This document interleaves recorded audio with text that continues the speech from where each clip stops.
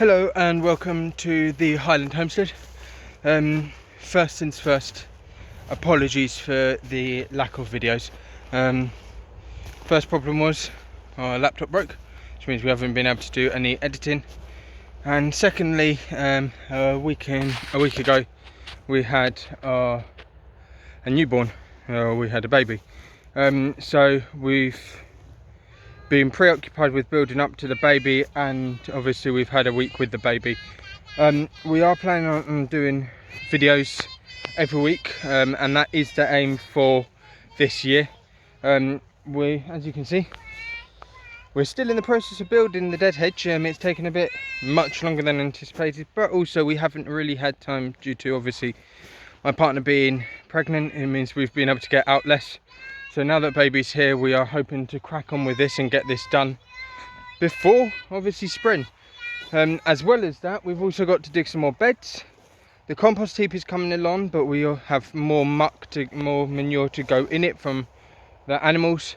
And the main aim is, because we still don't have a laptop at the moment and we've got no editing abilities, these videos are going to be no edit, nothing like that. They're just going to be uploaded just to keep on top of the videos for you guys. We don't want you guys missing out. We will, when we get the laptop, obviously go back to editing them, so apologies if there's any mistakes or slips of the tongue, etc. I will try to avoid that, or I will try to keep that to a minimum.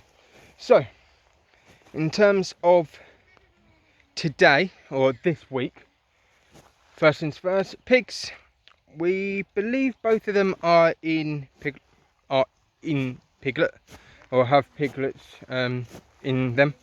They're starting to droop in their stomach area, and their nipples are starting to or their teats are starting to develop, which is a good sign. So that is a positive. The negative we have had over the last month is, unfortunately, we lost one of our Shetland ewes. We lost our white one, who you may have heard us called Anna. She was a beautiful ewe. She had an entire white bloodline, which is very uncommon. So it's a shame for us that we have lost her. However, we came down one day and noticed her straying away from the flock, and we thought we'll give her the day and see what she's like in the evening.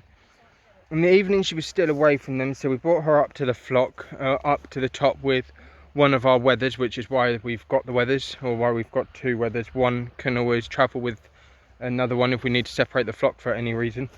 So we took her and one of the wethers up, and our neighbours, who are lovely, came over and said, look, this is what we've got.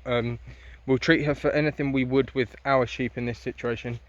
However, signs aren't the best, and that's what we were thinking, to be honest. She very drastically went downhill. She was fine and feeding, then on the day didn't eat, stayed away from the flock, wouldn't even graze grass, which was a sign that we were like, something's wrong here.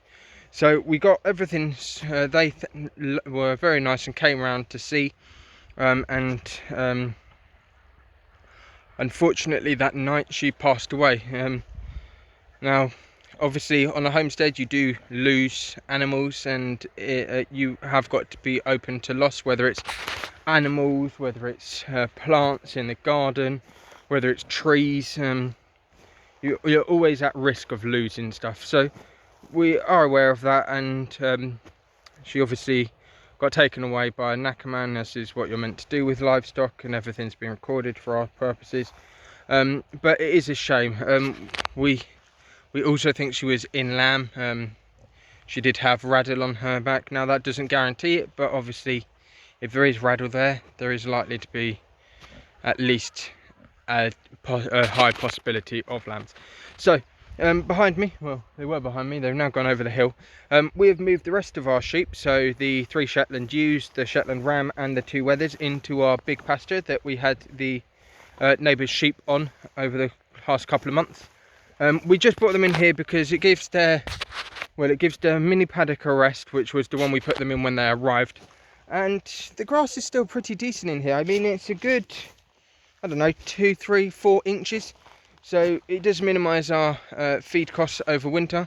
Obviously you can see by the colour of the ground there is white, and that is because we have been under snow. This is the first day we can actually see grass. And amazingly it's cleared up everywhere. My neighbours all around is very nice. But it has meant that we have been feeding hay, we've had to increase feed, but that was one of the reasons we wanted to put the sheep in here, just to give them access to a lot better forage, so that when the snow is thawed or when the tips are above the ground, they have been able to feed a lot more heavily. In terms of poultry, the chickens are all good, the ducks are all good, and the guinea fowl are all good. All of them are obviously locked away for the risk of bird flu. No one knows how long that's going to last, but most people are saying around March, April time, so hopefully by then they will be out. The ducks are kept away from everyone, because obviously ducks are silent carriers of bird flu. If you weren't aware of that and you do keep ducks and chickens, I would advise keeping them separate. And then the chickens, we obviously have our 2 flocks of chickens who are both kept where they are. They do have an outdoor run that's covered in 50 or in a netting. Our netting is the higher or the larger size due to the fact that obviously we've been under snow, and as many people are aware, if you use tarp and you have snow, you're going to have dead chickens because they're going to be crushed under the snow weight. However, for this week our main aim is get as much wood on this fence as possible, get more posts in to continue the fence along, and also we need to hammer in the posts further down that side because our pigs have decided that they're going to try and root under the fence. We have still got the entire hornbeam hedge to cut at the back, which needs to be done obviously before it starts growing again, and we still have beds to dig, as well as a range of other plants. We have some trees to plant in the food forest. We have some fruit bushes to plant in the food forest. And of course, we also have to set up our area for actually starting seeds. So as you can tell, we have quite a long list of things to do. However, baby's here. Means we should hopefully get out a bit more and get a few more jobs done. We will obviously be aiming to upload more frequently.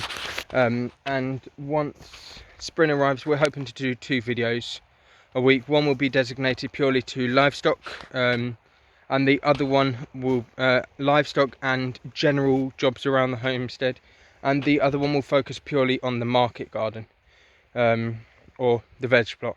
It will be a market garden, and but obviously with COVID, currently we've got it as our own personal veg plot, and if we get extra produce and there are markets running, we will be attending them. However, that is it for this week's video.